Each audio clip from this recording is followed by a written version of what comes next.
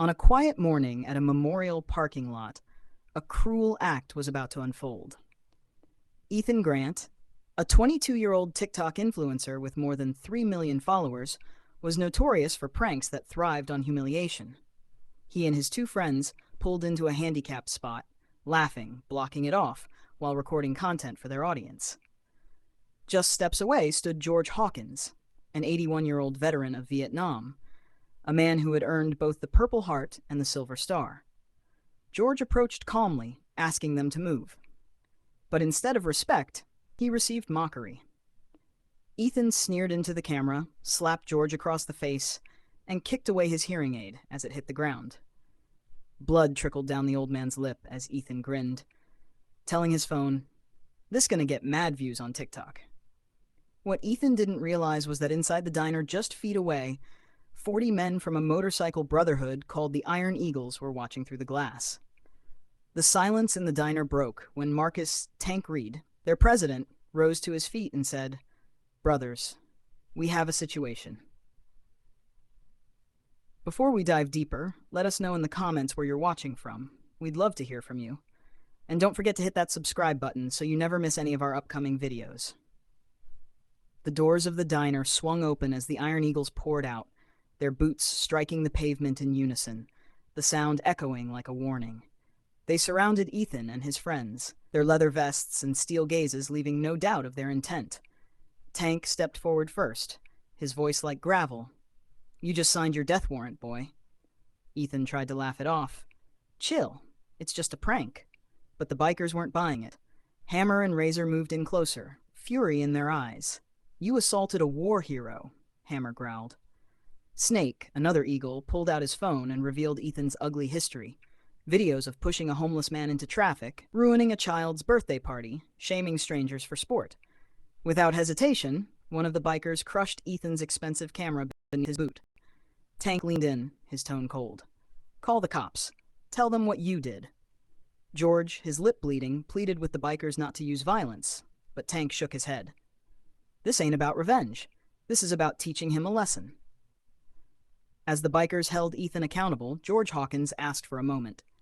He stood before them, his voice steady but heavy with memory. George explained why he had come to the memorial that day. He was there to honor Corporal Tyler Patterson, his best friend from Vietnam, who had died throwing himself on enemy fire to save George's life. The Iron Eagles fell silent as his words painted the picture of loyalty and sacrifice. Then George looked straight at Ethan. "You share his name," he said, "but none of his character.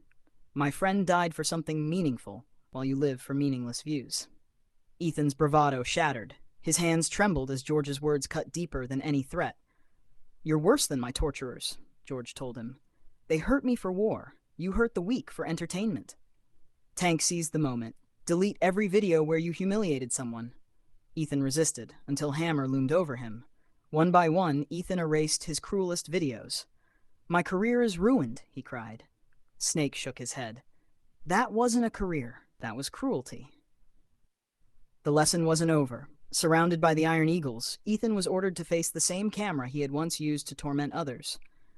Tank demanded that he record a video apologizing to George and to every person he had ever mocked.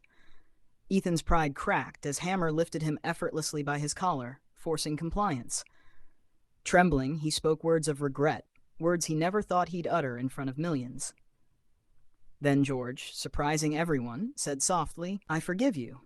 But forgiveness doesn't erase consequences." Tank pulled out his phone and called the police. Minutes later, squad cars arrived, and Ethan was arrested for assault and elder abuse. As he was handcuffed, George looked him in the eye. "You wanted to go viral? Now you're about to be famous for all the wrong reasons." And George was right. The internet erupted. Ethan lost his sponsors, his following vanished overnight, and his Lamborghini was repossessed. But while Ethan's fame collapsed, George's story soared. Over $200,000 in donations poured in, which George gave away, not to himself, but to homeless veterans who had nothing. In the aftermath, something remarkable happened. The Iron Eagles voted to make George an honorary brother. They stitched his name onto a vest and built him a custom sidecar so he could ride with them every Veterans Day. Meanwhile, Ethan faced his punishment, 90 days in jail and 2 years probation. When he emerged, the cocky influencer was gone. 6 months later, he returned to the same memorial, but this time no cameras trailed him. He approached George quietly, his clothes simple, his demeanor humble. "I wanted to apologize properly," he said. In his hand was an envelope containing $5,000, money he had saved from working 3 jobs. He donated it to the Homeless Veterans Fund. George's eyes softened. "This shows growth," he said. "My friend Tyler Patterson would approve." The words broke Ethan. Tears streamed as he asked about the real Tyler Patterson. For the next 2 hours, George spoke of his fallen friend, the courage, the sacrifice, the bond that outlived war. That day became the turning point of Ethan's life. At the memorial, he promised George that he would carry the name he once disgraced with honor.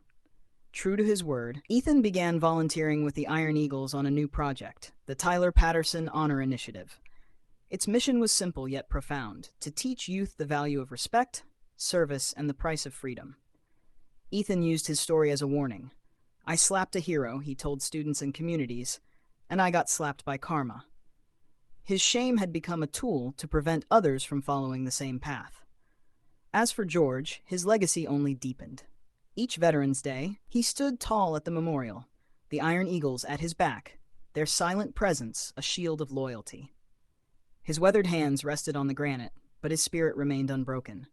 The sight of 40 bikers standing behind one old veteran became a symbol that swept across the nation. Mockery fades, but honor endures. So now we ask you, what do you think was the real turning point in Ethan's life? The arrest, the apology, or George's forgiveness? Let us know in the comments where you're watching from. We'd love to hear from you. And don't forget to hit that subscribe button so you never miss any of our upcoming videos. That's your complete 30